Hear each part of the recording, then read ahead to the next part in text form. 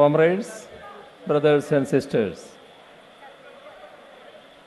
I am privileged to be a part of this gathering of bankers. At the outset, I would like to thank the All India Bank Employees Association for this honor that you have bestowed on me. The strength of our banking sector came to the fore when our country was able to resist the most telling economic slowdown since the Great Depression, which manifested as the global recession of 2008.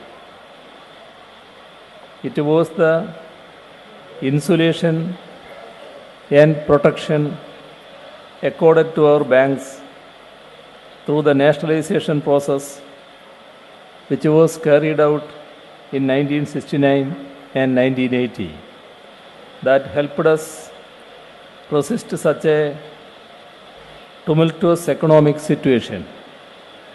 The visionary leadership of our bank unions, officers and employees needs to be given the due credit in protecting our country and citizens from the onslaught of neoliberalism and its after effects such as the global recession. The Indian people and our banking system have been subjected to the most brutal economic attack over the past couple of months following the demonetization announcement of 8th November 2016. Let me also take this opportunity to thank all the bank employees and officers who are present here for patiently dealing with irate customers in your banks over the last 2 months. You have had to bear the brunt of public anger over demonetization. But you have set an example of service to our nation. Despite the best cooperation extended by all sections of employees, the acute problem faced by the commoners across the country could not be substantially mitigated. The management of various banks felt an acute staff shortage.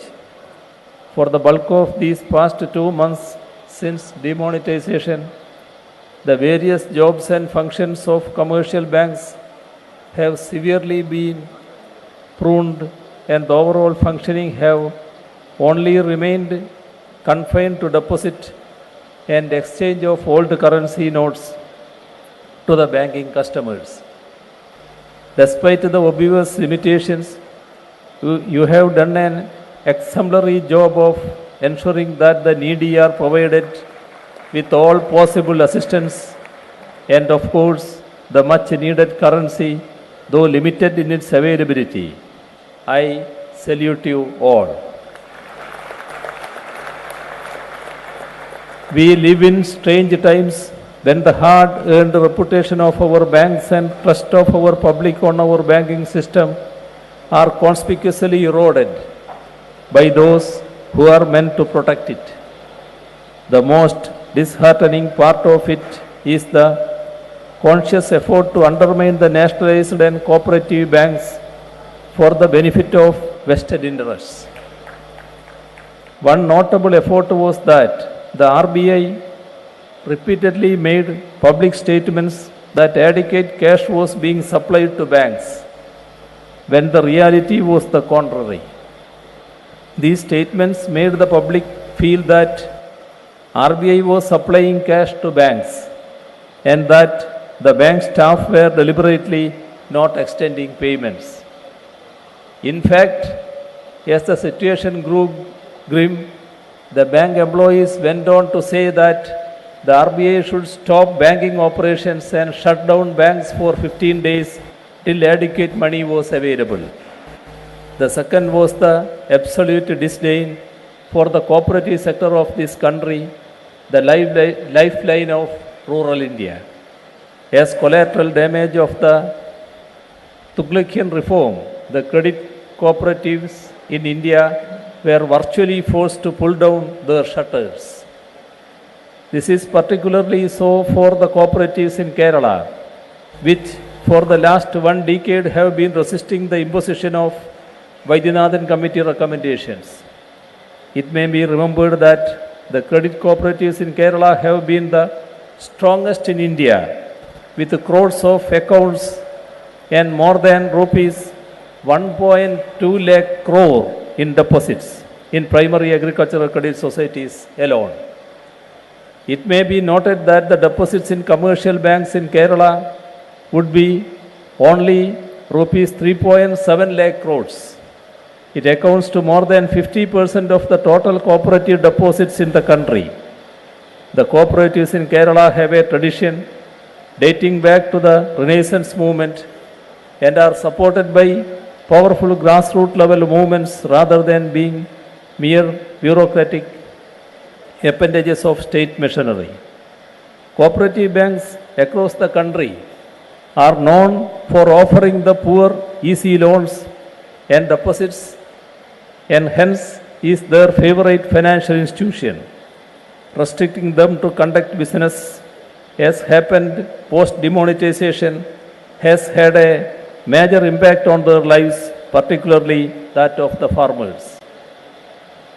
Now it has become clear that demonetization has become a bigger blow to the earnings of banks than to consumer firms. Banks have not only been hit by slowing credit demand, they have also had to forgo their income on several other heads. Consensus earnings per share estimates for fiscal year 2017 for the BSE BankX index have dropped by 12.9% since 8th November, when the government invalidated rupees 500 and rupees 1000 currency notes.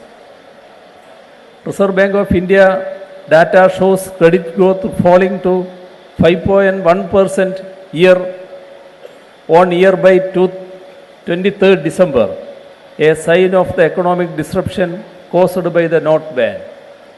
SBI Chief Economist Soumya Gandhi Ghosh has said that credit growth was the lower in over 60 years since 1954-55, when it had slowed to 1.7%. According to Jefferies India, an investment bank, credit growth could slip to 6% in the financial year 2017. Even prior to the attack on our banks through demonetization, the attack on our regional banks had reached its zenith with the proposed merger of SBI and its subsidiaries.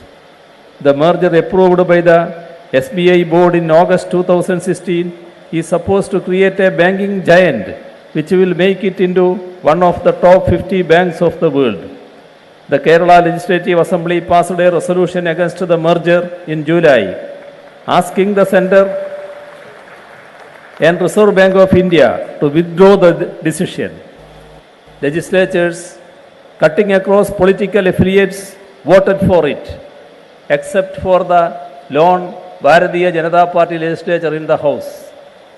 In fact, as Chief Minister, I have written to the Prime Minister against the merger and questioned the central government's transfer of a senior official of SBT for allegedly opposing the merger. Even the Kerala High Court issued notices to the Union Finance Ministry, the RBI, SBI, SBT and the state government after a petition was filed against the move by the Save SBT Forum. The forum represents central trade unions, ruling and opposition political parties and well-known individuals like the filmmaker Adur Gopalakrishnan. One cannot turn a blind eye to the potential loss of career opportunities or indeed the job itself, as the proposed merger would lead to the closure of more than half of the SPT branches and to the transfer of employees to other states. For the Kerala government, as we carry out all major business transactions in SPT, What is worrying is a possible disappearance of a banking dispensation which accorded priority for the causes of the state and its people. The state shares an emotional bond with the SPT, and its disappearance would no doubt adversely affect investment in Kerala. SPT has lending business to the tune of rupees 1.01 lakh crore per year, almost 90% of which is spent in Kerala. 90% of its employees are also Keralites. Through employee salaries, creation of assets, providing loans for agriculture, industry or education, SPT has played a significant role in shaping modern Kerala. The merger casts doubt on such a financial institution. It is about how far the local population will get support when the bank will have to let go of its ethnic and regional identity which has molded it to its present stature. This attack on our regional and autonomous institutions is part of a political motive. It aims at doing away with the federal spirit of our country and at building up a monolithic nation by submerging all ethnic identities. Regional and autonomous institutions have had a special role in catering to the needs of those regions and people they represent. As workers and trade unions, we have to continue to fight so that we can resist the attempts at homogenization of our beautiful heterogeneous society and its institutions. It is imperative that they remain regional and autonomous. The aspirations of all sections of our society will materialize only in such an atmosphere, which is marked by the spirit of justice and equality. Thank you very much.